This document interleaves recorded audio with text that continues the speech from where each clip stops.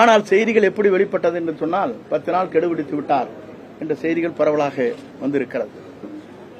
ஆனால் என்னை பொறுத்தவரையிலும் இந்த இயக்கம் ஒன்று சேர வேண்டும் என்ற நோக்கத்தோடு தான் அனைத்து இந்திய அண்ணா திராவிட முன்னேற்ற கழகத்திலே இருக்கிற தொண்டருடைய உணர்வுகளை தெரிந்து கொண்டு இந்த பணிகளை நாங்கள் ஆற்றினோம். 2024 என்பது நாடாளுமன்ற தேர்தல். அந்த தேர்தலிலே நாம் ஏறத்தாழ படுதோல்வி ஏற்பட்டிருக்கிறது.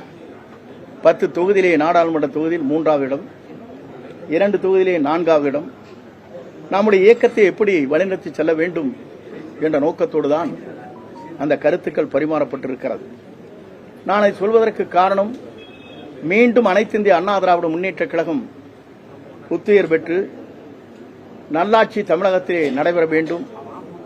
புரட்சித் தலைவர் கண்ட கனவு, புரட்சித் தலைவர் அம்மாவில் கூறினார்களே 100 ஆண்டு காலம் இந்த இயக்கம் வலிமையோடு இருக்கும் என்று குறிப்பிட்டார்களே, அதற்கு அந்த கருத்திற்கேற்ப என்னுடைய கருத்துக்களை வெளிப்படுத்தினேனே தவிர, அந்த கருத்தின் அடிப்படையில் அதற்கு பிறகு அடுத்த நாட்கள் அனைத்து பதவிகளும் பொறுப்புகள் நீக்கப்பட்டிருக்கிறது உறுப்பினரை தவிர.